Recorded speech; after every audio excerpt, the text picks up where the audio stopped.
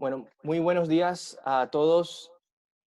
Bienvenidos al webinar de hoy sobre torres de control remotas y sus beneficios, así como la liberalización de los proveedores de navegación aérea, con especial énfasis en cómo se desarrolló este proceso a lo largo de la historia en Europa. En esta ocasión nos acompañan nuestros colegas de GESNAER, Milagro Jiménez y Juan Manuel Pérez Gil de la Serna, destacados socios comerciales de la región, con vasta experiencia en el desarrollo de proyectos aeroportuarios en nuestra región. Esperamos que este webinar sea de su agrado y que les permita conocer más sobre los beneficios de esta tecnología que podría resultar muy interesante de implementar en la región, especialmente en los aeropuertos de áreas remotas. Antes de iniciar con la presentación, sí quería dejarles saber algunos de los requerimientos para el desarrollo de preguntas y respuestas. Las preguntas y respuestas se realizarán una vez se hagan las dos presentaciones, tanto la de Milagros como la de Juan Manuel. Y sí les agradecemos que envíen sus preguntas a la dirección de correo electrónico que ven en pantalla, info@asilac.aero. También les agradeceríamos que nos especifiquen a quién va dirigida la pregunta y serán respondidas al final de ambas sesiones.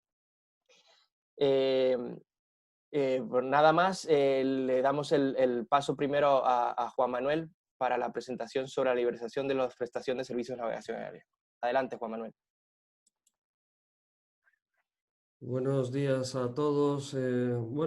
Estamos en un proceso en el que la región tiene bien conocido el proceso de liberalización del sector de aeropuertos, porque es una región en la que se ha extendido mucho el proceso de concesión aeroportuaria.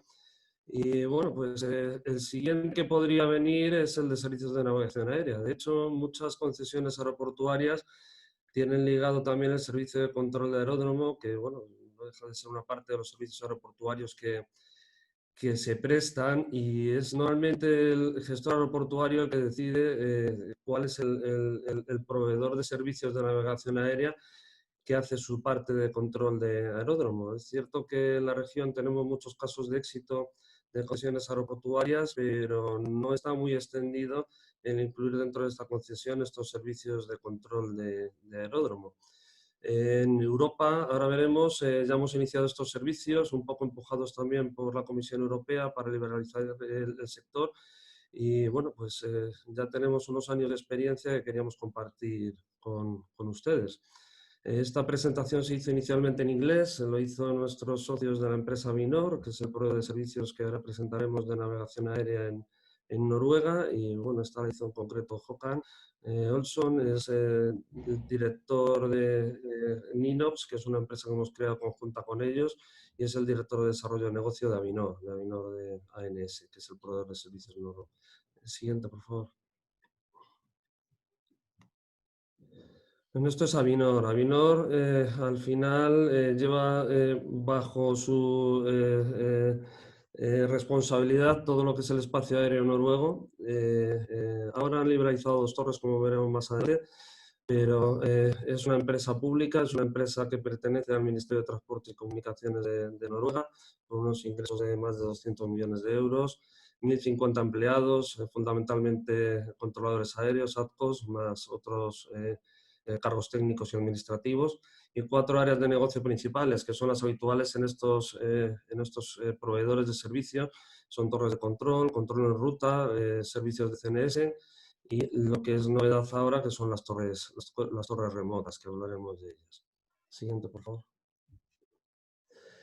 Como decíamos anteriormente, torres de control operan prácticamente la totalidad de las torres de control, excepto 2 que han sido externalizadas hace poco, tanto en los aeropuertos públicos como las bases militares, y como veréis manejan un tráfico bastante elevado, superior a los 750.000 movimientos por año. El centro de torres remotas se está iniciando, esta es la novedad. Empezó en funcionamiento el primer centro en la localidad de Bodo, al norte del país. En el 2019 acogieron ya la primera torre en servicio, y está previsto que de aquí al 2022 pues entren en servicio otros 14 aeropuertos más, hasta un total de 15. Veremos las imágenes de este centro de control, que es lo que se está arrancando en estos momentos, y que es el centro de control a futuro más grande del mundo.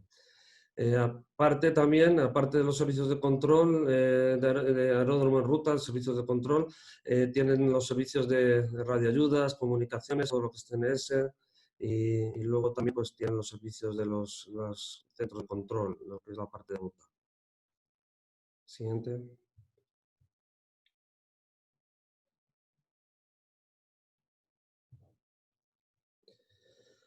Noruega no es un país muy grande en cuanto a población, pero sí que es un país con estancias largas y con una climatología bastante adversa. En invierno, la verdad es que las condiciones son bastante malas para el transporte terrestre y tienen bastantes aeropuertos desarrollados para poder atender regiones remotas, aunque no muy pobladas.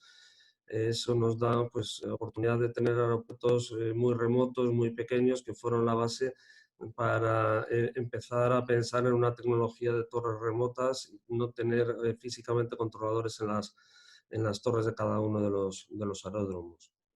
Siguiente. Ninox. ¿Qué es Ninox? Ninox al final vimos que entre las dos empresas teníamos bastantes sinergias y pensamos que además era un buen momento para entrar en el mercado español, que es uno de los más avanzados ahora mismo en la liberalización del sector.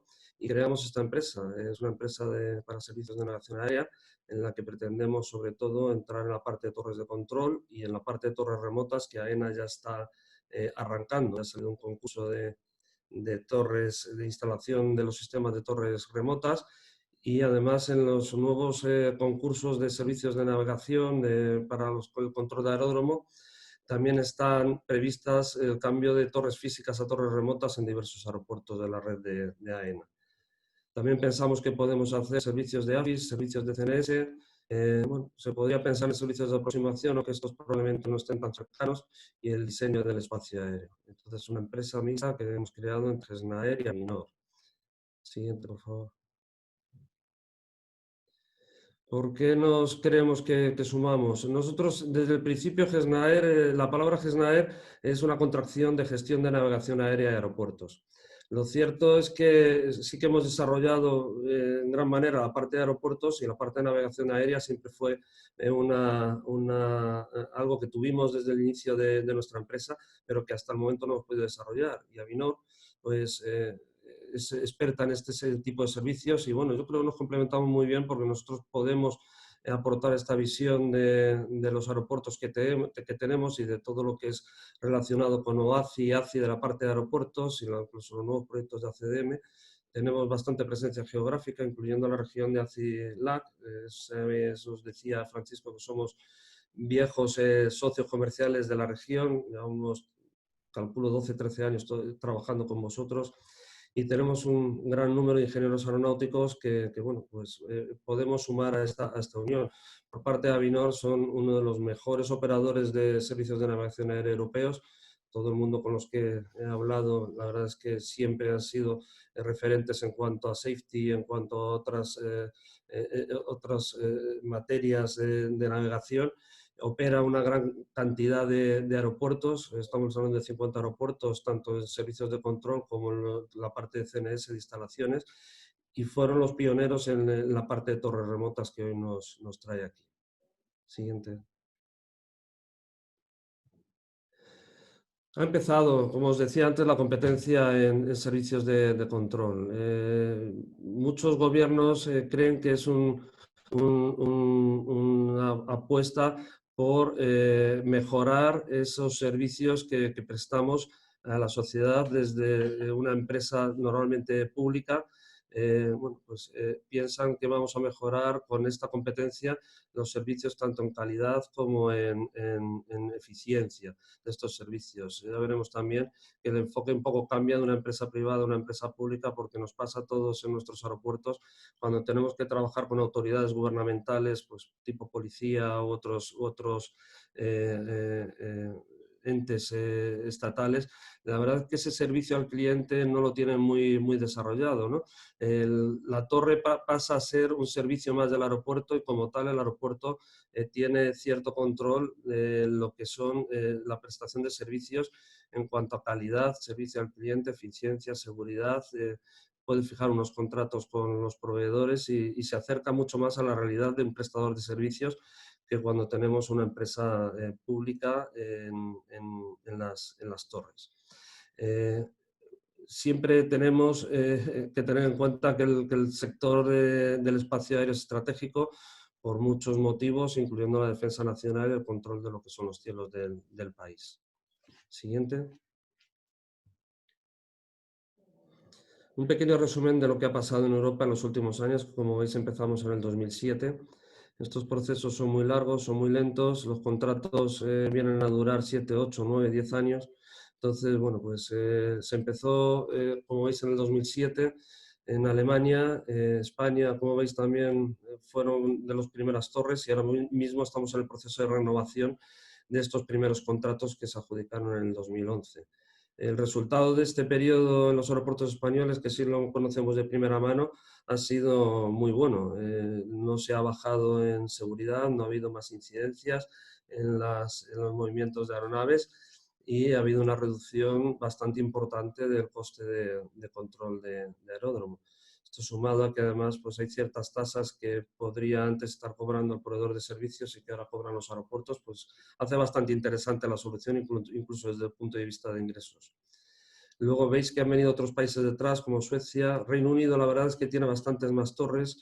Lo que pasa es que sus liberalizaciones han sido aeropuerto a aeropuerto, no han sido tan en grupo como en otros países. Y bueno, la última, como veis, referencias, incluso la propia Avinor ha sufrido un cambio de 2 torres suyas a un proveedor español que se llama Saerco. Y bueno, pues ahora mismo estamos todos metidos en este proceso que creemos que se irá extendiendo poco a poco por todo el continente. Siguiente. Bueno, beneficios. Hablábamos el primero de coste. AENA ya tiene esa experiencia y sí que se ha reducido más tendiendo al 50% que al 20%. Entonces sí que tenemos un ahorro de costes importante. Aquí se establecieron, hay de hecho, dos convenios colectivos para los controladores, uno que pertenece a AIRE y otro que pertenece a los servicios de control privados. Los dos convenios colectivos son diferentes y las condiciones son completamente diferentes entre los controladores y otros. Entonces sí que se puede jugar con alguna herramienta más para poder reducir los costes de este servicio de control de aeródromo.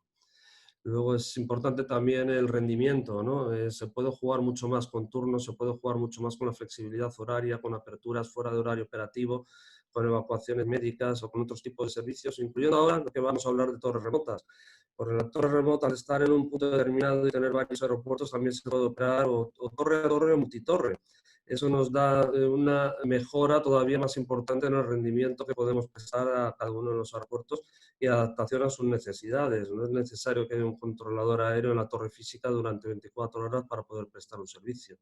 Eso para aeropuertos que no tienen un tráfico muy continuo también es muy interesante, porque podemos adaptarnos mucho mejor a sus necesidades. Pues si tiene un vuelo puntual de mañana, un vuelo puntual de tarde, pues al final siempre podemos pensar en prestar esas franjas horarias nada más, aunque se pueda incluso operar algún vuelo intermedio con simples avisos de un tiempo determinado. O sea, se puede ser mucho más flexible que con las torres de control físicas y con los proveedores actuales de navegación.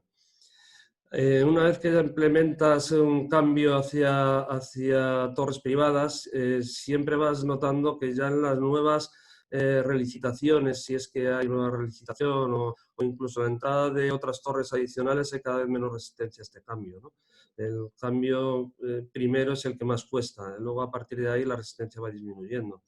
Los proveedores, como decíamos, los proveedores de servicios de estas torres privatizadas se centran más en atender al aeropuerto de lo que es una entidad pública o gubernamental. Entonces puede ser mucho más flexible a sus requerimientos y a sus necesidades.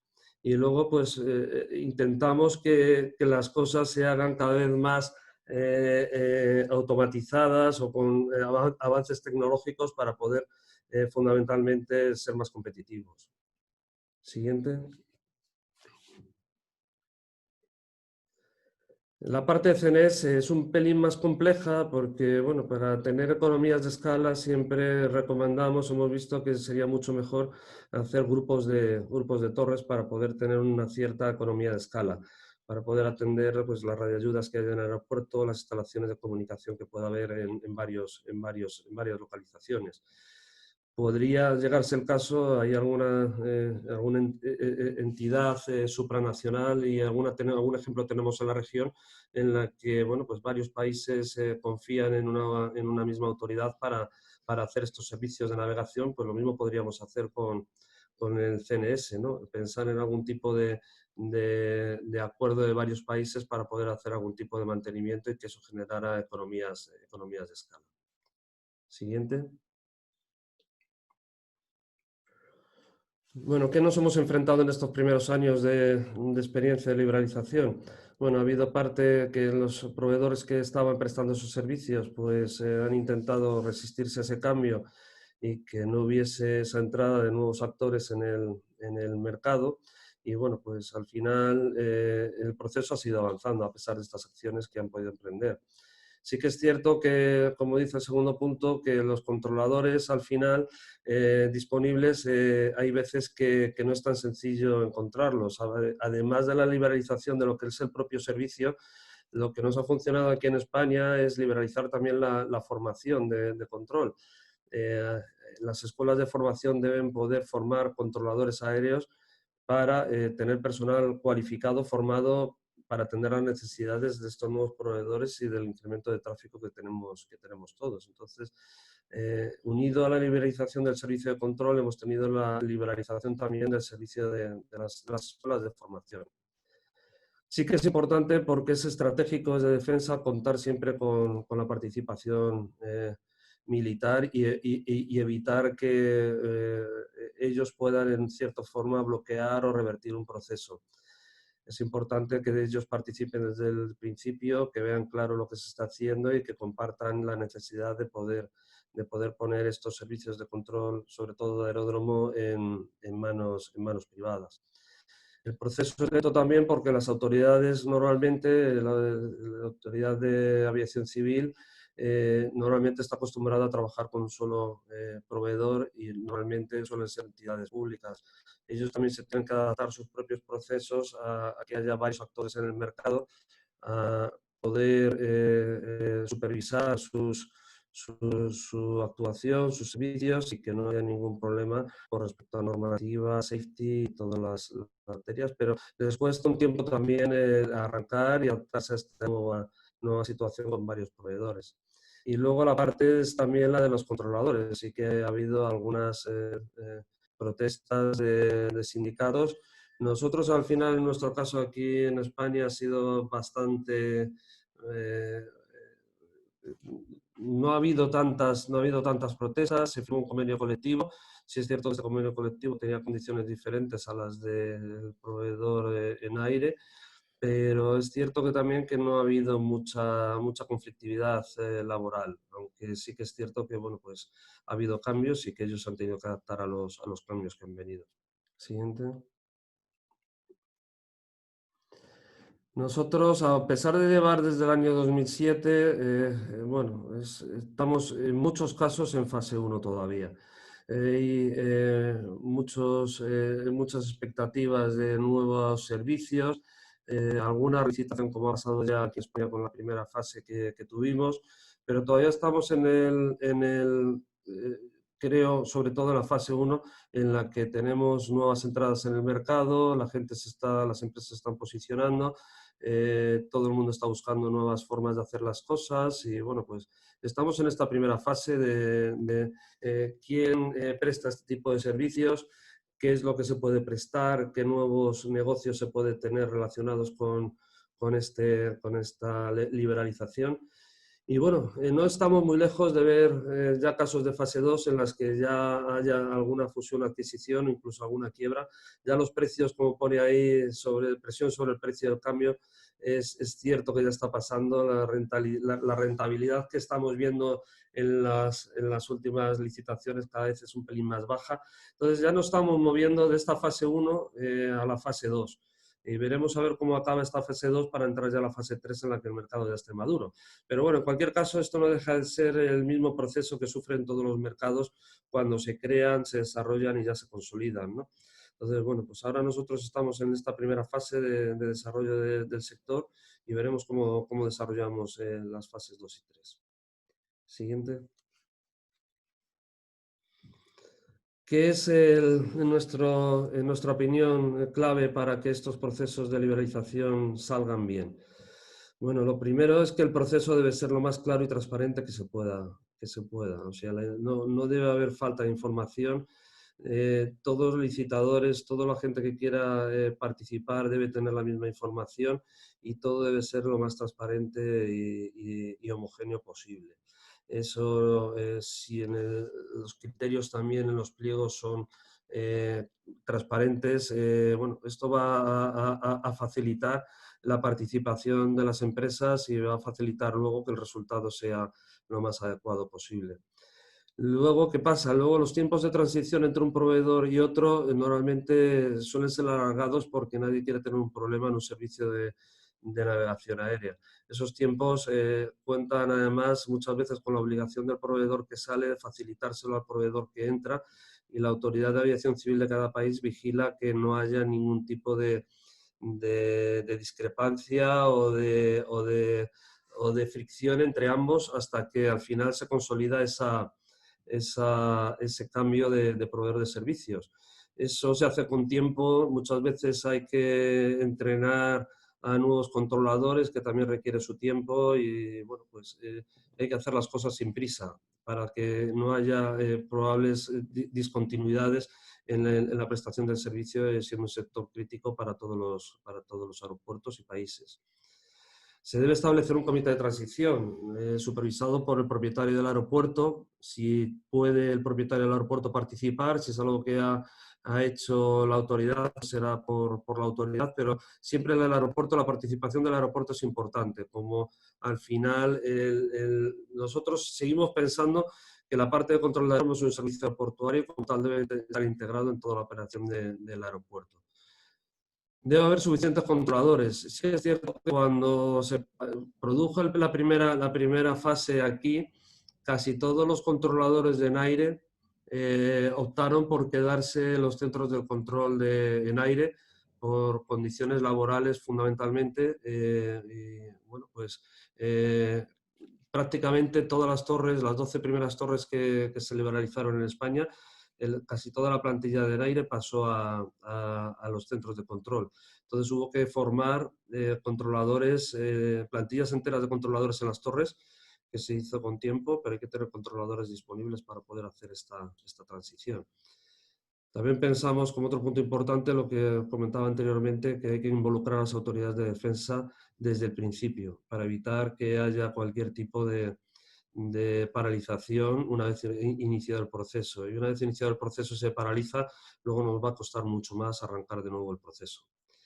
Y un consejo que también nosotros queríamos transmitiros es que no parece buena idea que el que sea gestor aeroportuario preste ese propio servicio de servicios de navegación aérea, de control de aeródromo, un poco por independencia de funciones y para que podamos separar funciones y que haya una función de control y una función de prestación.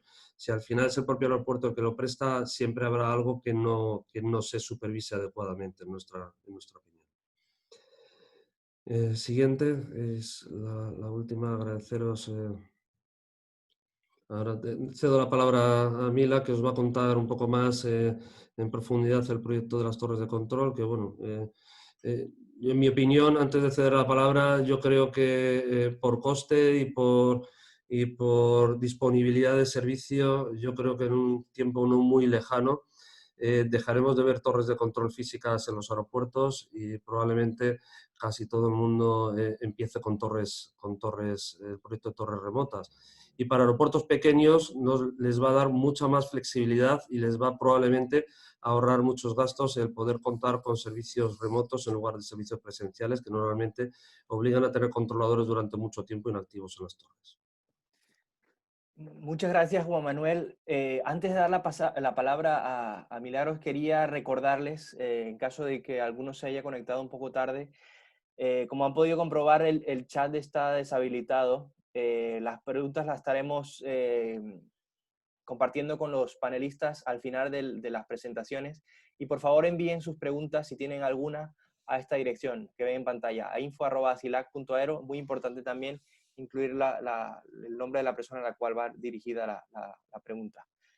Sin más, muchas gracias, Juan Manuel. Y ahora, a continuación, Mila nos dará su presentación. Un momento. Hola, buenos días a todos. Soy Milagros Jiménez. Formo parte del equipo de implantación de torres remotas con la que participamos con Avinor en la implantación en España. Ahora mismo en España existe un proceso que bueno, ya está con los estudios previos de implantación en 4 torres remotas, una muy ligada en aire, que es la torre de Menorca, que está en las Islas Baleares.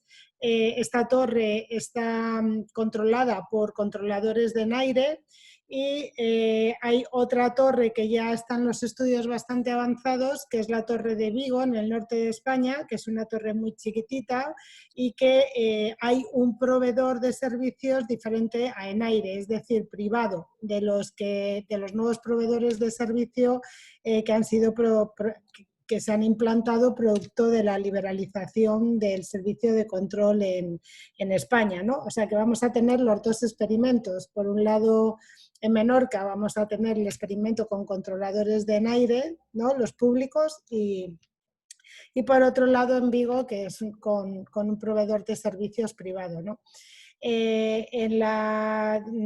Agradeceros la asistencia a este webinar. Yo ya es el segundo, este es en español. Por esta es la razón por la cual yo doy esta exposición, y bueno, es un tema que a mí personalmente me apasiona. Creo que dentro de lo que es el servicio de navegación aérea en el mundo es algo muy innovador que se está implantando en países que están muy abiertos, muy proactivos en tema de innovación, de digitalización, de todas las comunicaciones, de todo, ¿no? Entonces, creo que es un tema muy interesante y que tarde o temprano se va a implantar en todos los países. Es algo que no vamos a poder frenar. Y bueno, pues os voy a explicar un poco dentro de la exposición que ya hizo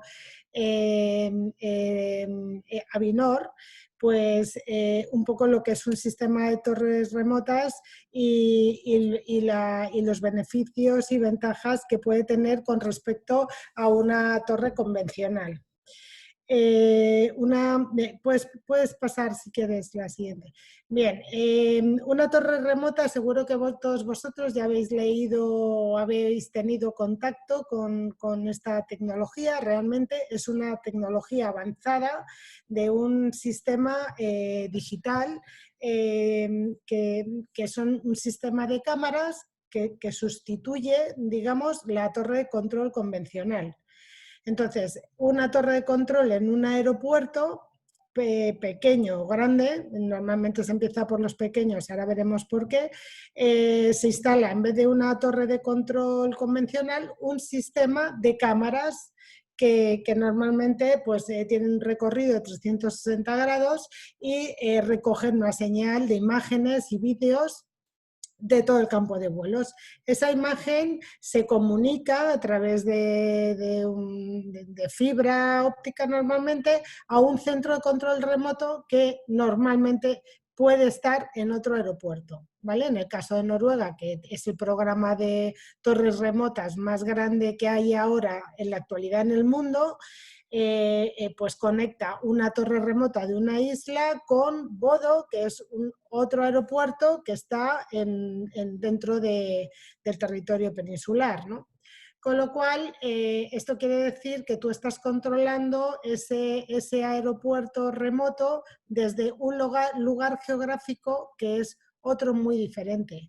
Y esto veremos ahora las ventajas que tiene. Pero realmente es esto, un sistema avanzado, tecnológico. Dentro de esto no significa nada más que realmente tú visualmente, tú si eres un controlador aéreo, visualmente en la torre de control miras a través de un cristal y ves el campo de vuelos, o con unos prismáticos, si tienes que mirar con más detalle. Y en una torre remota, que digamos que controlas en un centro de control remoto, lo que ves es una especie de video wall que aparece las mismas imágenes que si estuvieras en el propio aeropuerto, pero físicamente estás en otro sitio. Eso es una torre remota. Es muy importante decir que no es un sistema de cámaras convencional, o sea, tiene que tener la imagen un tiempo de refresco muy, muy afinado, de forma que el ojo humano no vea que la imagen pues va pasando y apareciendo y desapareciendo, sino que continuamente se ven los aviones y se ve lo mismo que si estuvieras en una torre de control convencional. Evidentemente, como es un sistema digital, también tiene otros beneficios, ¿no? Sino que se integran todas las comunicaciones. Si habéis visto algunos ejemplos, pues el avión aparece con una etiqueta que es su plan de vuelo. Puedes hacer zoom en la pantalla y ver si hay FOD en la pista. Se integran pues, los datos de viento, toda la información respecto a ese vuelo, ¿no? Con lo cual, pues evidentemente facilita mucho el trabajo a los controladores, ¿no? O a cualquier persona que vaya a hacer. Pero, sin embargo, los procedimientos de aproximación, despegue de los aviones de una torre desde un aeropuerto siguen siendo los mismos. O sea que, simplificando mucho las cosas, porque el tema es muy complejo, es una herramienta para control, para que el controlador, digamos, trabaje o trabaje con más seguridad, pero los procedimientos siguen siendo los mismos, ¿no? Los procedimientos de trabajo a la hora de dar instrucciones a un avión, ¿no? Bueno, entonces, una de las primeras decisiones que un gestor aeroportuario o un ministerio o un estado quiere tomar a la hora de implantar torres remotas en aeropuertos de su país es evaluar cuáles son los aeropuertos que son más viables, ¿no? para esta tecnología, ¿no?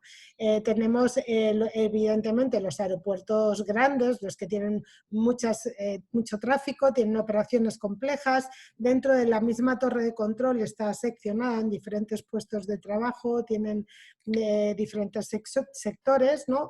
Pues evidentemente estas tienen una complejidad mayor a la hora de establecer o implantar una torre remota. Entonces, pues hay que evidentemente analizar cuál es la casuística, ¿no? De por qué quieres implantar una torre remota en ese aeropuerto o en otro. Se requieren inversiones, a lo mejor es que se requieren inversiones importantes para cambios de procedimientos importantes y ayuda a tener una torre de control remota, ¿no? También puedes dar continuidad al servicio, aeropuertos donde, por ejemplo, se cierran por las noches porque no hay tráfico y sin embargo tiene que atender emergencias o vuelos ambulancia, etcétera, ¿no? ¿Puedes pasar, por favor? La siguiente diapo. Bien, normalmente y hasta ahora en los aeropuertos donde se han implantado torres remotas son aeropuertos pequeños, aeropuertos locales y normalmente que son remotos, que por ejemplo en Noruega pues poco accesibles, ¿no? Están en sitios muy fríos donde nieva mucho, hay poca población, ¿no? Entonces tienes que desplazar a controladores allí y normalmente pues a lo mejor están durante 8 horas, solamente tienen un vuelo o 2 vuelos, no hay mucha mezcla de tráfico.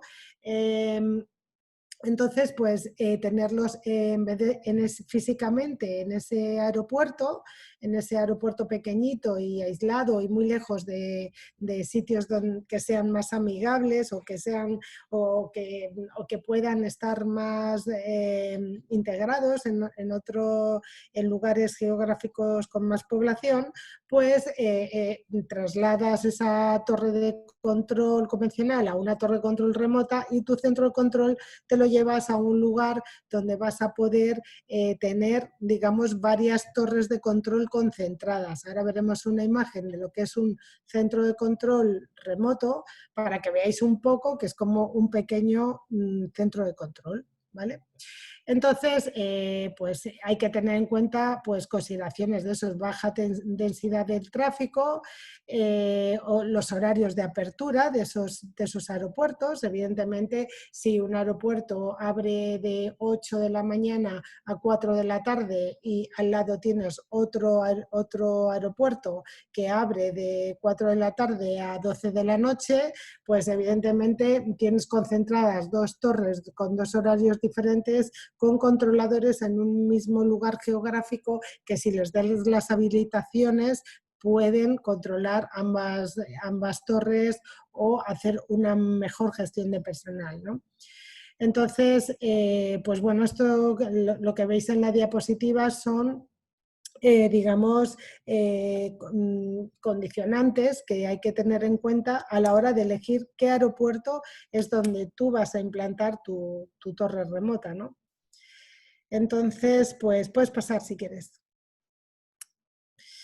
Entonces, una de las primeras decisiones viene dada porque la torre de control del aeropuerto que tú estás pensando, y seguro que ya tenéis todos algún aeropuerto en la cabeza, pues es un aeropuerto que tiene una torre muy antigua y que hay que remodelarla, o que ha cambiado la configuración de las pistas o ha cambiado algo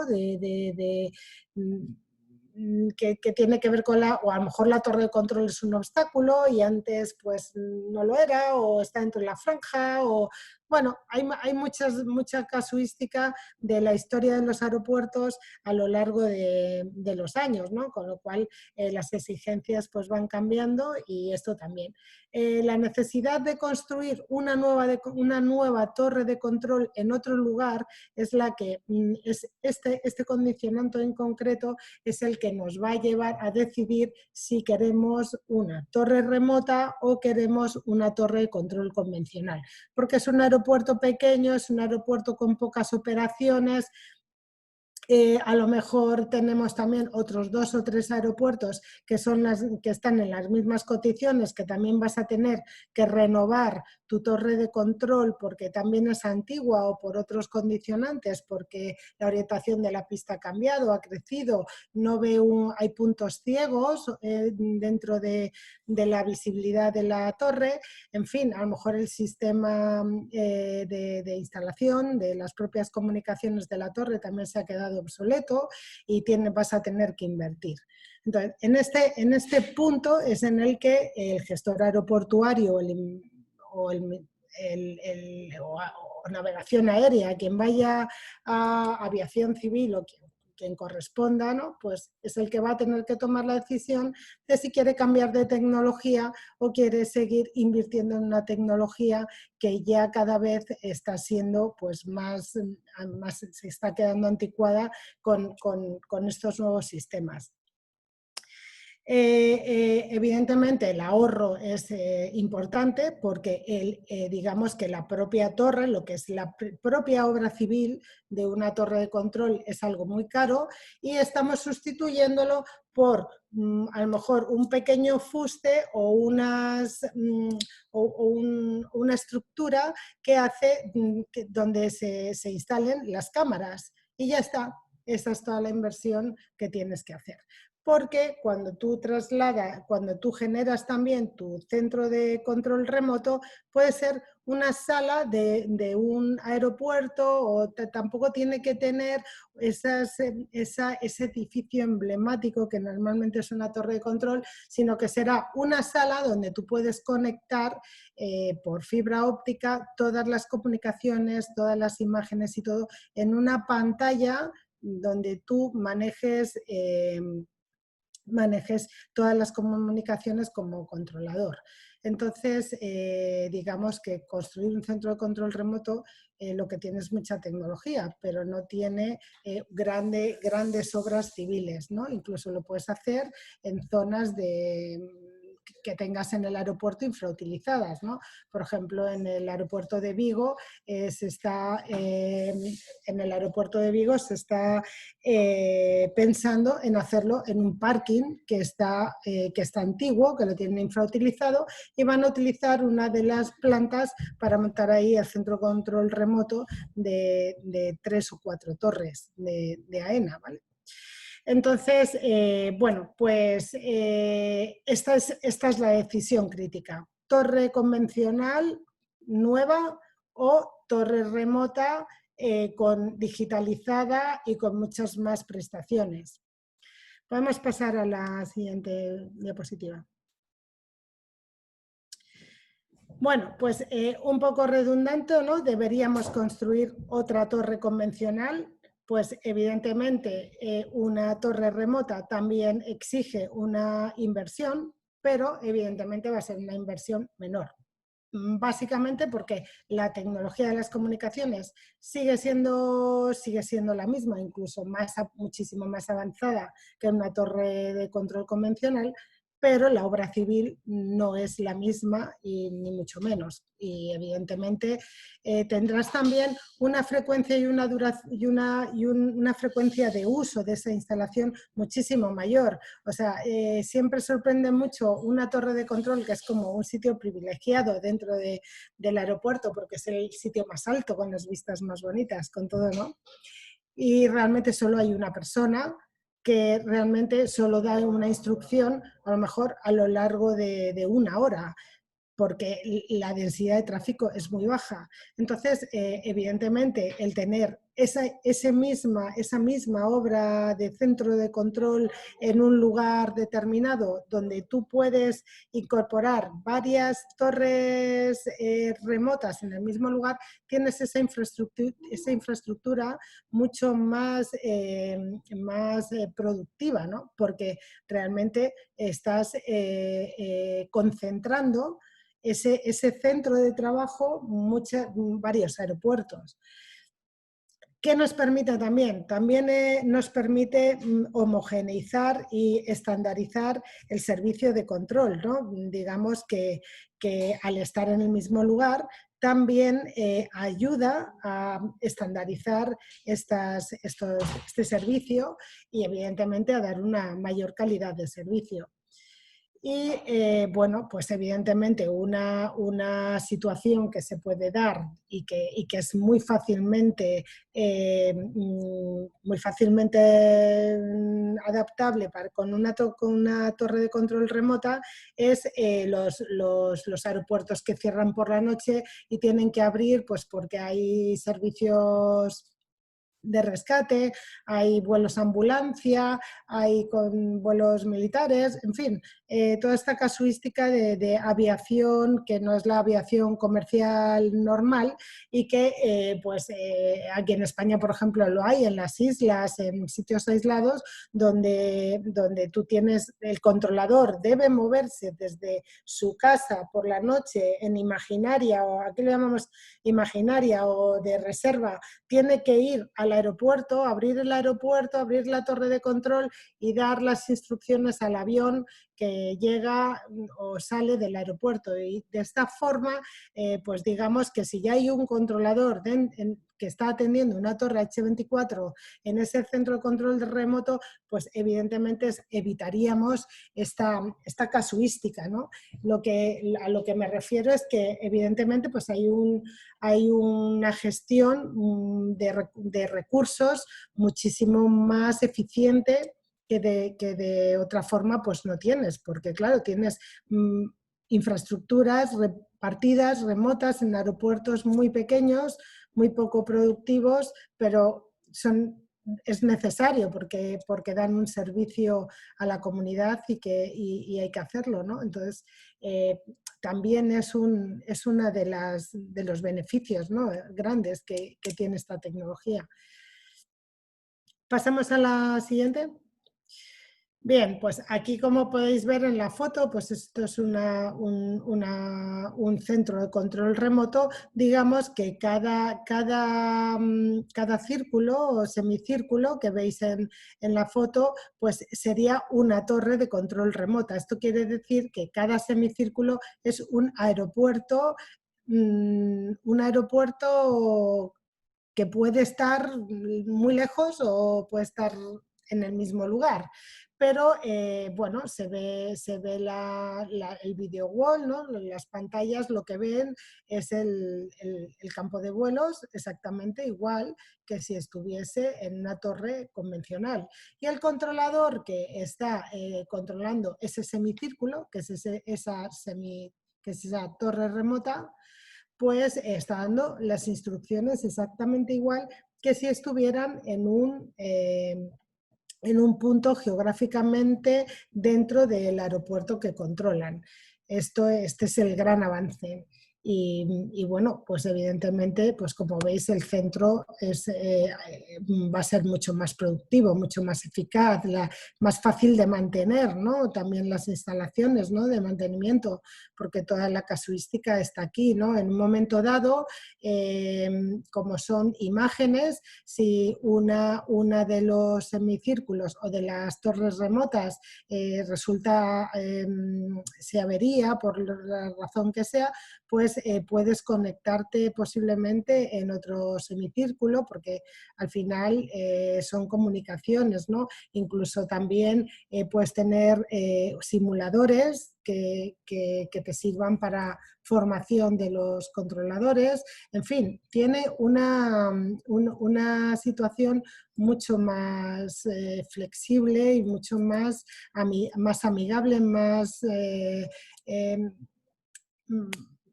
todo, ¿no? Es el I+D, ¿no?, en la innovación en estas infraestructuras y en este servicio de control, ¿no?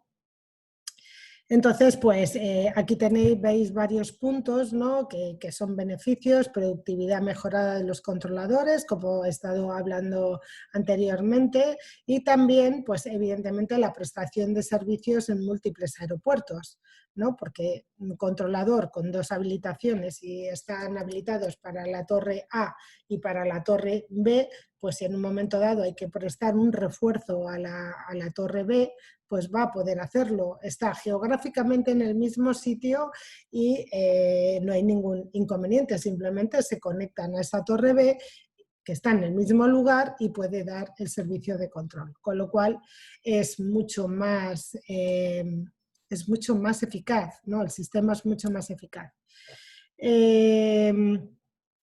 Como os comento, pues como veis, desaparecen un poco también las consolas típicas o el puesto de trabajo típico de control, ¿no? Porque la digitalización, la torre remota lleva una parte muy importante de digitalización de todo, de las propias fichas de controladores, pues en las mismas pantallas de video wall te aparecen los datos de viento, datos del vuelo, en fin, ya toda esa información puede integrarse y digitalizarse y de una forma muy amigable para el controlador. Es una herramienta, para el controlador es una herramienta, no es que cambien los procedimientos de trabajo, porque ellos van a tener que seguir dando las mismas instrucciones y haciendo exactamente lo mismo, o sea, las maniobras de aproximación y despegue del aeropuerto A o del aeropuerto B no cambian. Y tampoco, si hay que hacer mezcla de tráfico, separación de tráfico, pues evidentemente las instrucciones que va a dar el controlador van a ser exactamente las mismas. Cambias la presentación de datos ante los ojos del controlador. Y pues evidentemente pues, también puedes prestar servicio a otros aeropuertos si te lo contratan, en fin, que se abre un abanico de posibilidades que pues ahora mismo no existe con las torres convencionales. Puedes pasar la siguiente diapo. Entonces, bueno, aquí lo que tenéis es una presentación de lo que es el programa de las torres remotas de Avinor. Ya os digo que en España no está en esta diapositiva, pero su previsión es que haya 4.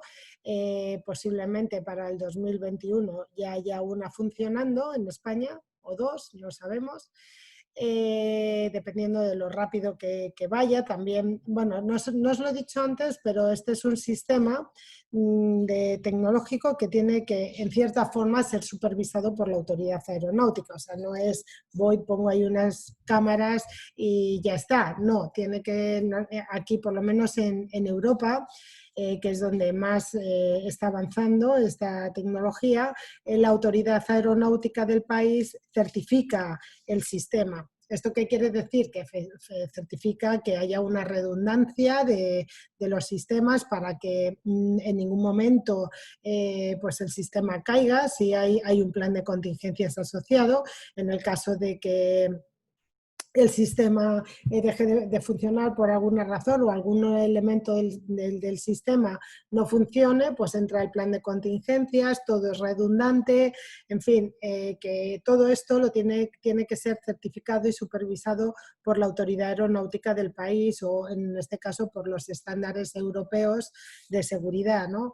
Igual que el refresco de las pantallas, el tiempo de refresco de las pantallas, evidentemente cuanto más lejos esté el centro de control remoto de la torre remota, más tiempo de refresco, o sea, el tiempo de refresco va a ser mayor, pero bueno, hablamos de décimas de segundo, o sea, casi no es apreciable para el ojo humano.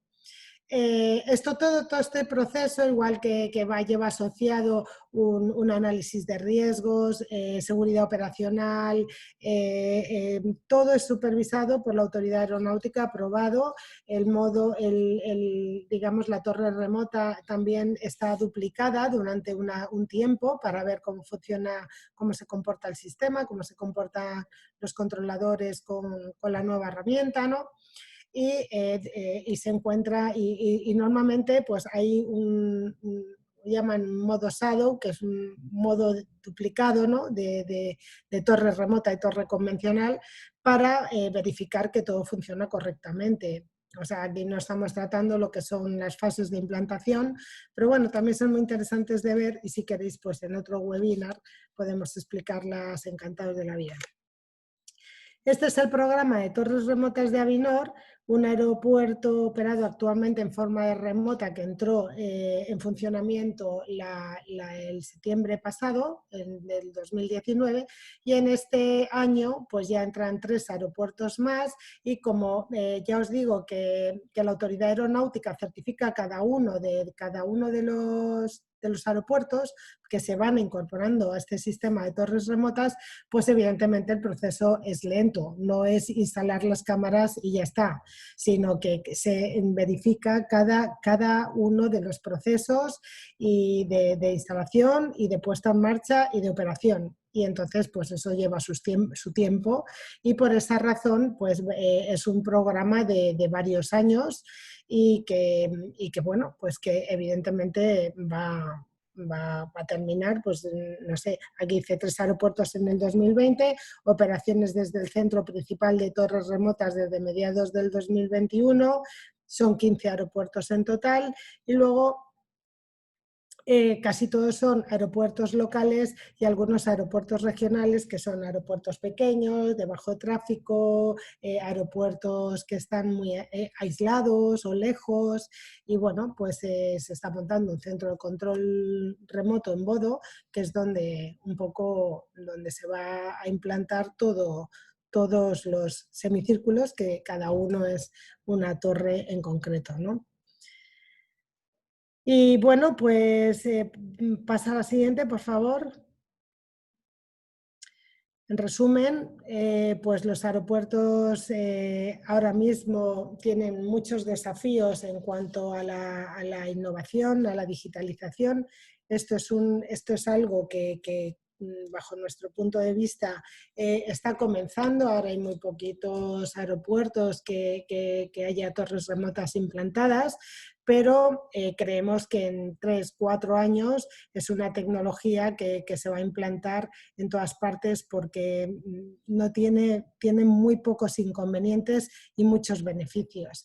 Entre otros los costes y bueno, la presentación de datos, el manejo, al final pues es como como un teléfono que no es un smartphone y un iPhone, pues evidentemente no tiene nada que ver, ¿no? Si encima es más barato pues, y más productivo y más eficaz, pues hay muy pocas cosas que pensarse cuando haya que tomar esa decisión, en ese momento en el que decides si la torre convencional, vuelves a construir una torre convencional a la antigua usanza o te decides por una torre remota si ese aeropuerto cumple con un poco los requisitos y condicionantes, ¿no? que pueda ser, ¿no? que pueda haber.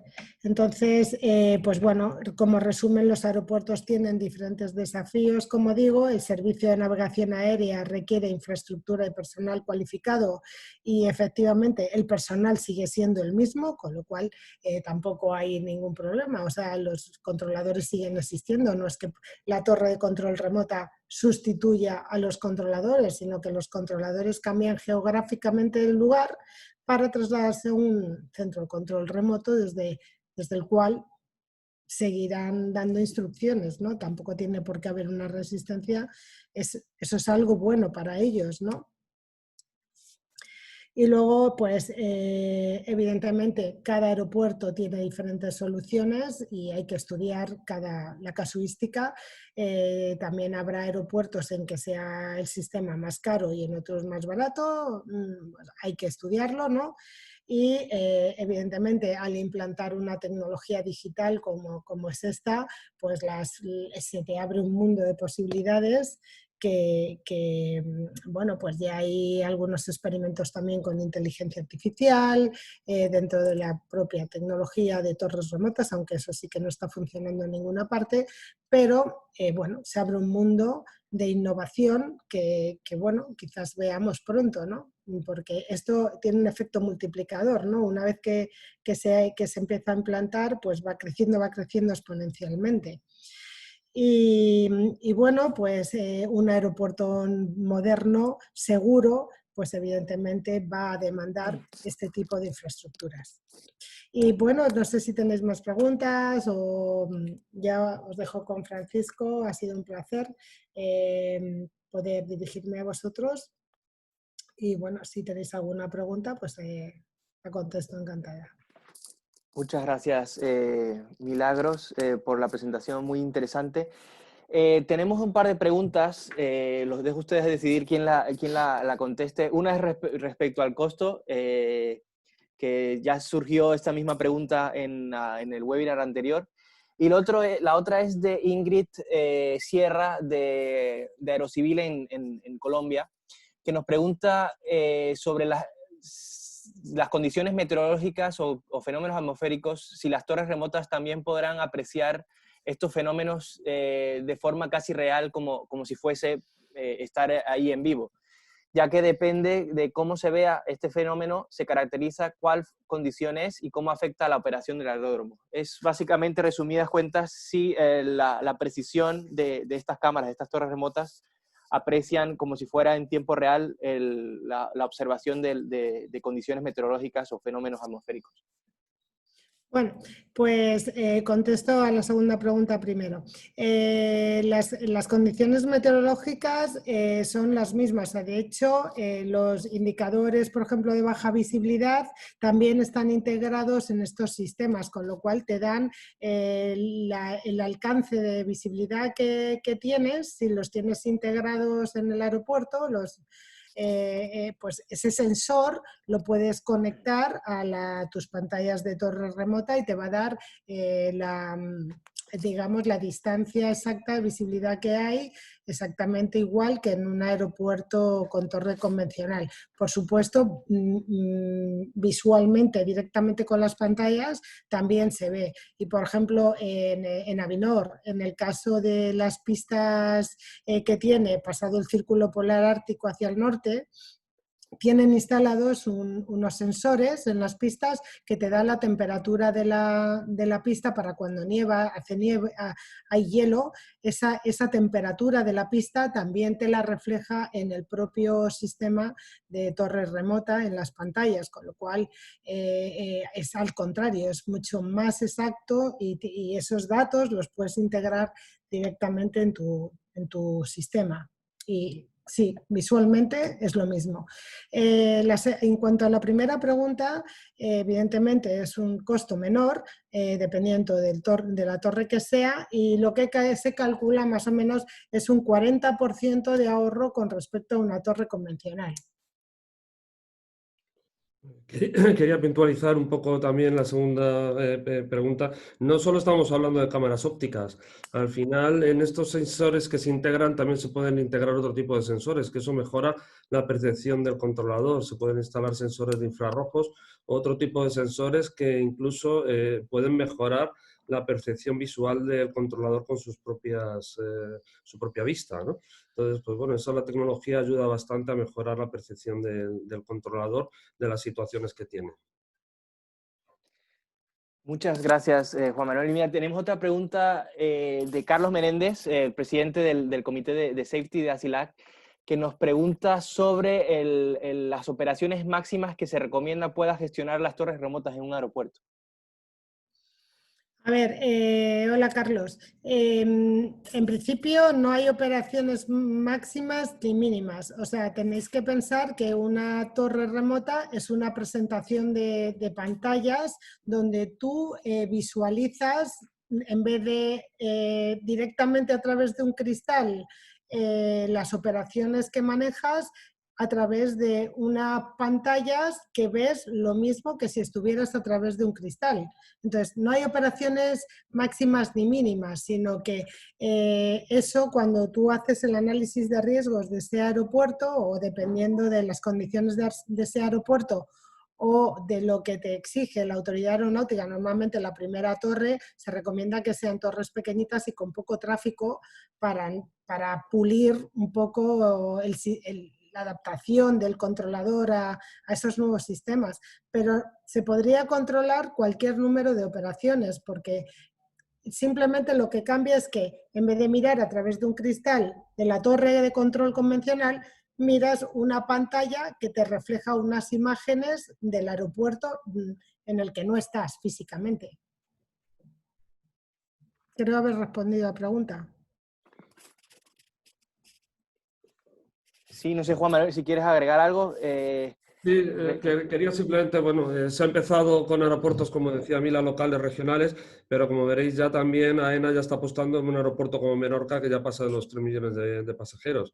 Entonces, bueno, la tecnología no tiene límite. Otra cosa es que realmente hemos empezado por una tipología de aeropuertos y que se puede ir avanzando en complejidad sin ningún problema con la tecnología ya certificada y probada en otros aeropuertos. Muchas gracias, Juan Manuel. Bueno, nos hemos quedado casi sin tiempo para más preguntas. De todas formas, los participantes, si quieren hacer alguna pregunta a los panelistas, por favor, envíenla a la dirección que ven en pantalla y nosotros se la remitiremos para que la puedan contestar por correo electrónico. Acaba de llegar una de Víctor, la vamos a leer rápidamente. Víctor Silva, de Azur. Bueno, nos pregunta si la tecnología ha sido ofertada a los aeropuertos de México. No sé si ustedes tienen más conocimiento sobre eso, pero nos pregunta también si ante eventuales situaciones de riesgo o posible incidente, es la misma respuesta que se realiza o se activa en situaciones de riesgo en comparación con una torre normal. Entiendo que sí, pero si quieren aclarar o informar algo más sobre esta pregunta. Pues no Entiendo que... Perdón, Mila.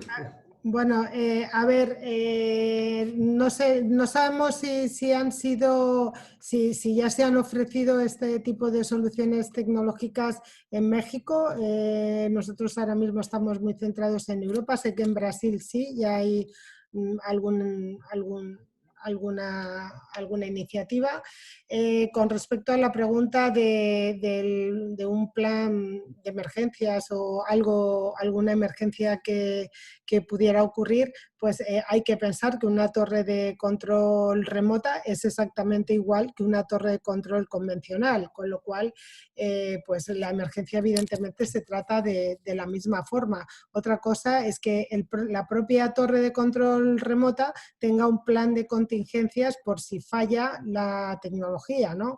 O sea, falla una cámara, o fallan dos, o fallan tres, ¿no? Entonces, por eso he explicado antes que en estos casos normalmente hay redundancia, ¿no? De todo para que no falle, ¿no? Y hay procedimientos para que el controlador pueda seguir controlando sin a lo mejor una cámara, ¿no?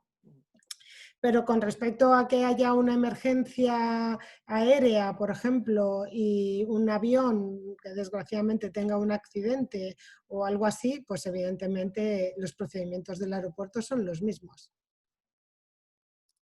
Perfecto, pues muchísimas gracias. Ya ahora sí no tenemos preguntas. Como antes mencioné, en caso de que llegue alguna, se la estaremos transmitiendo a los panelistas. Simplemente pues agradecerles su tiempo por preparar las presentaciones y compartir su experiencia.